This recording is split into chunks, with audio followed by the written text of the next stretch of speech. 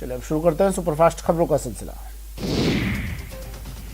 अफगानिस्तान के हालात को लेकर पीएम आवास पर बड़ी बैठक हुई, जिसमें प्रधानमंत्री नरेंद्र मोदी ने अफगानिस्तान में फंसे भारतीयों की सकुशल वापसी सुनिश्चित करने के निर्देश दिए। भारत आने वाले अल्पसंख्यकों को शरण देने की बात भी कही। अफगानिस्तान पर कब्जे के बाद पहली बार तालिबान ने प्रेस कॉन्फ्रेंस की। तालिबान के प्रवक्ता जबीहुल्लाह मुजाहिद ने कहा कि हमारे खिलाफ जो कुछ हुआ उसे हमने भुला दिया। अब हम सभी देशों को भरोसा देते हैं कि आपके दूतावास की सुरक्षा की जाएगी। तालिबान के प्रवक्ता ने कहा कि वो अफगानिस्तान की जमीन का इस्तेमाल किसी दूसरे देश के खिलाफ नहीं होने देगा। वो अफगानिस्तान में ऐसी सरकार चाहता है जिसमें सभी पक्ष शामिल हों। तालिबान के प्रवक्ता ने कहा कि तालिबान महिलाओं को इस्लाम के आधार पर उनके अधिकार प्रदान करने के लिए प्रतिबद्ध है। महिलाएं स्वास्थ्य क्षेत्र और दूसरे क्षेत्रों में जहां जरूरत हो वहां काम कर सकती हैं। महिलाओं के साथ कोई भेदभाव नहीं होगा।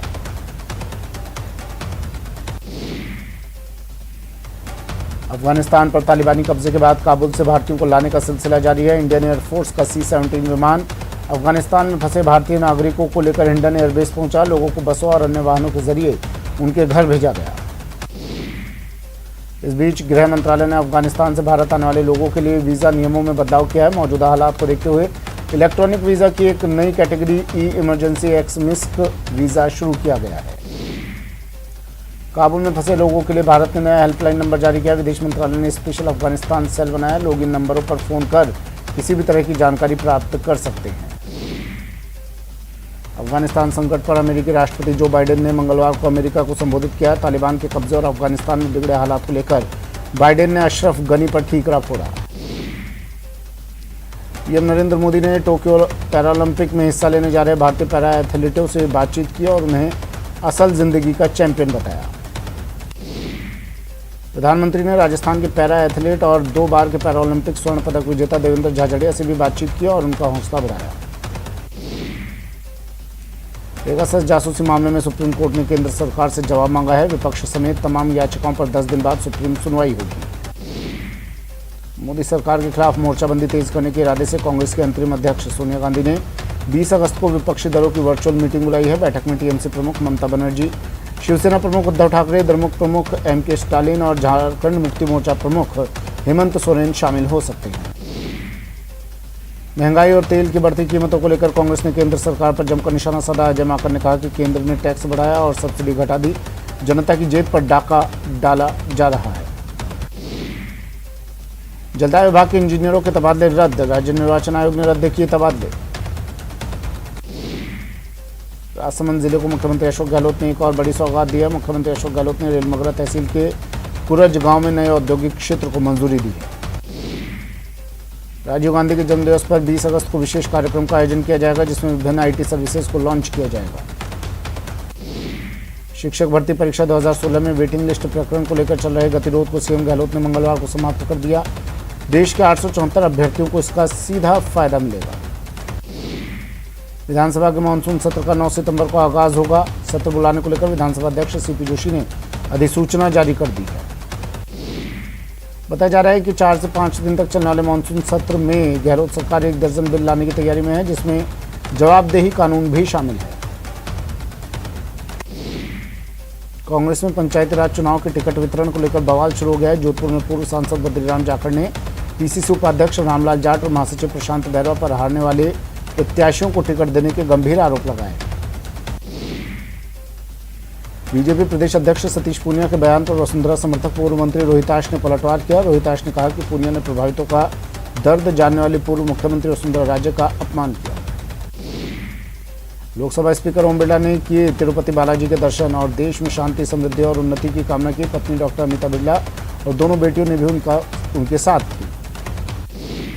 सपोटरा से विधायक रमेश मीणा दौसा के मेहंदीपुर बालाजी पहुंचे और यहां ब्रह्मलीन हुए महंत किशोरपुरी महाराज को श्रद्धांजलि दी। साथ ही कहा कि जो जनता जो चाहती है वही सरकार करती है। बाना नगर परिषद की साधारण सभा में पार्षदों ने जमकर हंगामा किया। बीजेपी पार्षदों ने विकास कार्यों में भ्रष्टाचार का आरोप लगाते हुए टेबल और कुर्सियां फेंकी। श्रीनगर के लाल चौक पर मुहर्रम जुलूस के दौरान बवाल हो गया। पुलिस ने बवाल को शांत करने के लिए लाठीचार्ज किया और आंसू गैस के गोले भी छोड़े। जम्मू और कश्मीर के कुलगाम में बीजेपी के एक नेता के आतंकियों ने हत्या कर दी। बीजेपी नेता का नाम जावेद अहमद डार है। जावेद कुलगाम के होमशालीबाग इलाके में बीजेपी के निर्वाचन इंचार्ज थे। बूंदी में अवैध वसूली के मामले में फरार चल रहे नारकोटिक्स विभाग के सीआई को पुलिस ने गिरफ्तार कर लिया। आरोपी ने एक युवक को फंसाने के लिए करीब 3 लाख की वसूली की थी। चूरू में पुरानी रंजिश के चलते एक युवक की बेरहमी के साथ मारपीट की गई। युवक पर 4 लोगों ने तब तक सरियों से वार किया जब तक युवक बेहोश नहीं हो गया। मारपीट की वारदात सीसीटीवी में कैद हो गई। चूरू के तारानगर में 5 दिन से लापता नाबालिग युवती और एक युवक का शव मिलने से हड़कंप मच गया। दोनों के शव खेत में फांसी के फंदे से लटके मिले। पुलिस मामले की जांच कर रही है। बूंदी में जिला सेशन जज को जान से मारने की धमकी से भरा लेटर मिला, जिसके बाद पुलिस मामले की जांच में जुट गई है। बाड़मेर में साधु के साथ शराबी द्वारा मारपीट करने का वीडियो सोशल मीडिया पर वायरल हो रहा है। हालांकि न्यूज़ 18 वायरल वीडियो की पुष्टि नहीं करता है। जयपुर के मानसरोवर थाना इलाके में एक महिला की गोली लगने से मौत हो गई। हालांकि अभी मौत के कारणों का पता नहीं चल पाया है। भरतपुर में एक शख्स ने गुटखा नहीं देने पर एक दुकानदार पर फायरिंग कर दी। गोली लगने से 2 लोग जख्मी हो गए। पुलिस ने आरोपी को गिरफ्तार कर जांच शुरू कर दी है। भीलवाड़ा में सूचना केंद्र के पास बाजार में लोगों ने चोरी के संदेह पर 2 युवकों की जमकर धुनाई कर दी। पुलिस दोनों को हिरासत में लेकर जांच में जुट गई है। चूरू में 2016 में चाकू की नोक पर विवाहिता से गैंगरेप के मामले में SC/ST कोर्ट ने आरोपियों को 20 साल के कारावास की सजा सुनाई। बूंदी में पोक्सो न्यायालय ने दुष्कर्म के मामले में फैसला सुनाया। कोर्ट ने आरोपी को 20 साल के कठोर सजा और 45,000 के अर्थदंड से दंडित किया। अजमेर SC/ST कोर्ट ने अहम फैसला सुनाया। कोर्ट ने हत्या के आरोपी को दोषी मानते हुए आजीवन कारावास की सजा सुनाई और 50,000 का आर्थिक दंड भी लगाया। मनोहरपुर थाना पुलिस ने बड़ी कार्रवाई की है। पुलिस ने अवैध रूप से टैंकर में छुपाकर ले जा रहे अंग्रेजी शराब का जखीरा पकड़ा है। साथ ही 2 आरोपियों को गिरफ्तार भी किया। श्रीगंगानगर के पदमपुर में फाइनेंसर के मकर जाल में फंसकर एक युवक ने फांसी का फंदा लगाकर आत्महत्या कर ली। मृतक युवक दीपक खुराना का शव दुकान की छत पर फंदे से लटका मिला। कोटा में लापता मोबाइल व्यवसायी हत्याकांड में पुलिस को बड़ी सफलता मिली है। पुलिस ने हत्याकांड में 3 आरोपियों को गिरफ्तार किया है।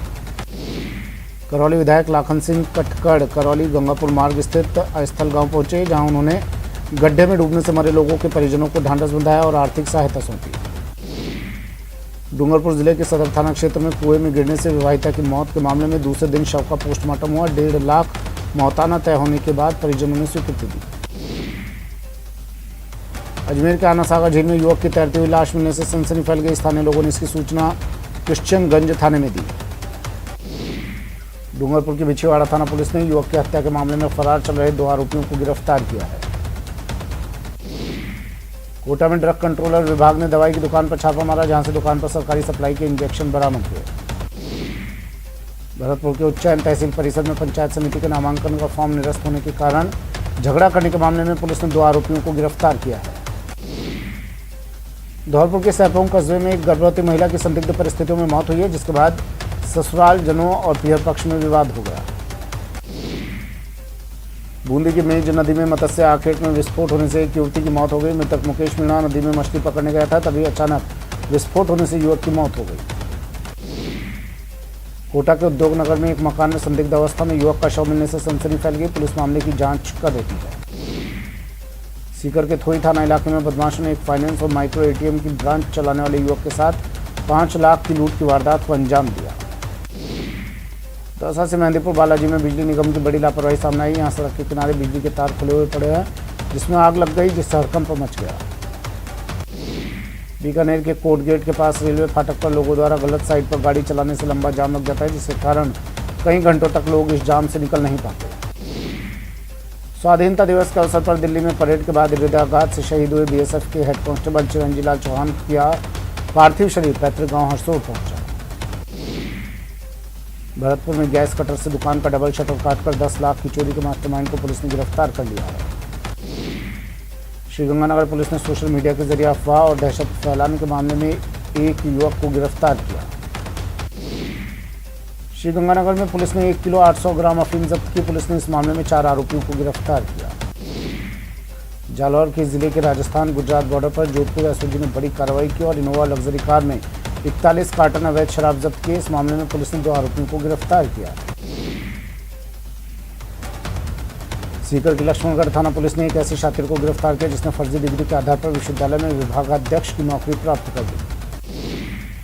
चेन स्नैचिंग, लूट और नकबजनी की वारदातों का अंजाम देने वाले 2000 के नामी बदमाश को अजमेर की स्पेशल टीम ने गुजरात से गिरफ्तार किया।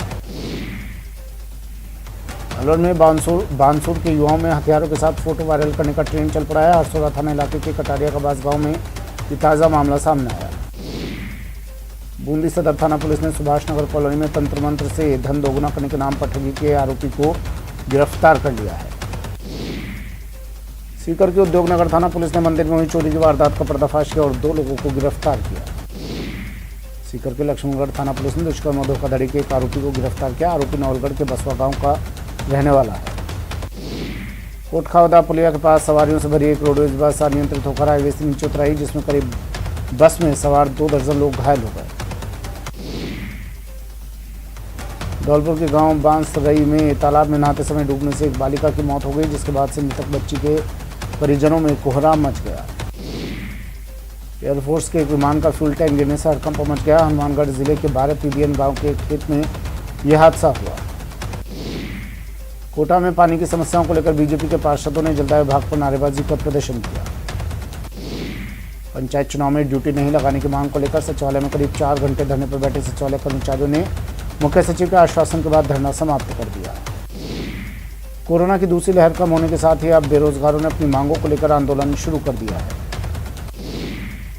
प्रतापगढ़ के चारागाह भूमि का सीमांकन करने पहुंचे अधिकारियों और कर्मचारियों को कब्जाधारियों के विरोध का सामना करना पड़ा। कब्जाधारियों का कहना है कि 2-3 पीढ़ी से वो यहां रह रहे हैं। राजस्थान रोडवेज श्रमिक संगठनों के संयुक्त मोर्चा और रोडवेज कर्मचारियों ने प्रदर्शन किया। अपनी विभिन्न मांगों को लेकर रोडवेज परिसर में जमकर नारेबाजी की। झालावाड़ के राजकीय स्नातकोत्तर महाविद्यालय में एनएसयूआई कार्यकर्ताओं ने एग्जाम फीस के विरोध में प्रदर्शन किया। इस दौरान मांगे नहीं मानने पर कोटा यूनिवर्सिटी में जाकर आंदोलन करने की भी चेतावनी दी।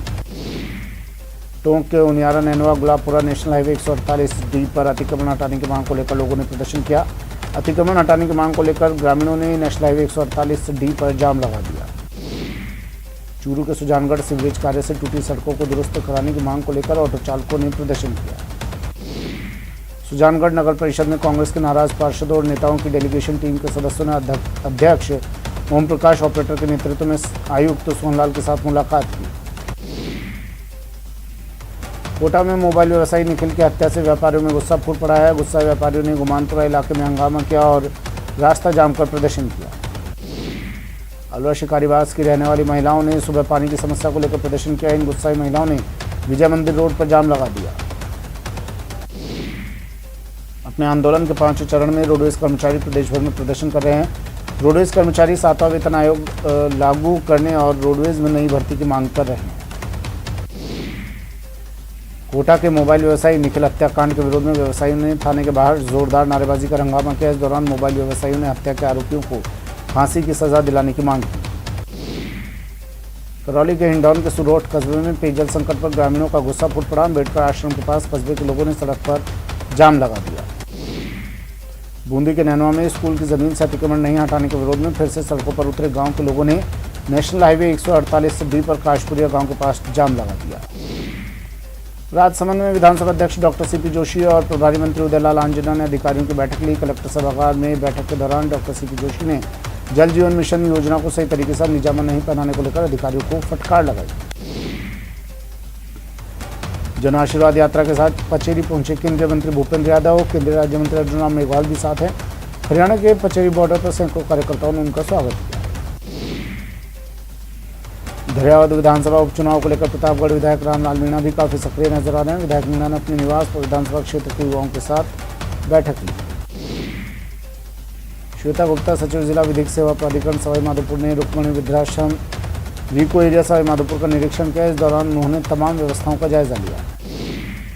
सशक्त मंडल अभियान को लेकर करौली में जिला स्तरीय कार्यशाला का आयोजन किया गया। कार्यशाला में सशक्त मंडल सक्रिय बूथ और पन्ना प्रमुख की नियुक्ति को लेकर निर्देश दिए गए।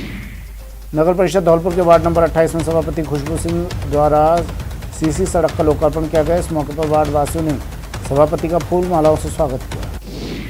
पूर्व मंत्री और सपोर्टर विधायक रमेश मीणा ने मेहंदीपुर बालाजी पहुंचे और बालाजी के दिवंगत महंत किशोरपुरी को श्रद्धांजलि अर्पित की। साथ ही महंत के उत्तराधिकारी नरेशपुरी से संवेदनाएं व्यक्त करते हुए चर्चा की।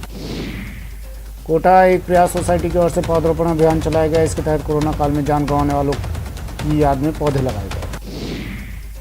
कोटा में कोविड टीकाकरण महाअभियान के तहत मंगलवार को 46 केंद्रों पर टीकाकरण सेशन आयोजित हुए। इनमें 18 वर्ष से अधिक आयु वाले 10,162 लाभार्थियों को पहली और 3,851 को दूसरी डोज लगाई गई। राजसमंद जिले की लामबोडी पंचायत में ग्रामीणों ने आज जिला कलेक्टर को ज्ञापन सौंपा और स्कूल, खेल मैदान और चारागाह भूमि से अतिक्रमण हटाने की गुहार लगाई।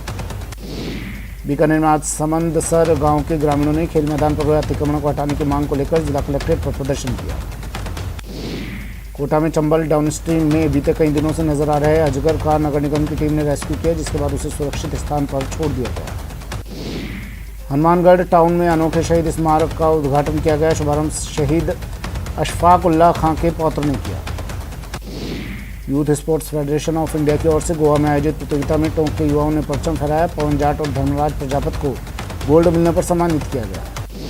आईसीसी ने इस साल खेले जाने वाले T20 वर्ल्ड कप के कार्यक्रम का ऐलान कर दिया। 2007 की T20 चैंपियन भारतीय टीम विश्व कप में अभियान की शुरुआत 24 अक्टूबर से करेगी। टीम इंडिया का पहला मुकाबला चिर प्रतिद्वंदी पाकिस्तान के साथ खेला जाएगा। उधर टूर्नामेंट का पहला मुकाबला 17 अक्टूबर को ओमान और पपुआ न्यू गिनी के बीच खेला जाएगा।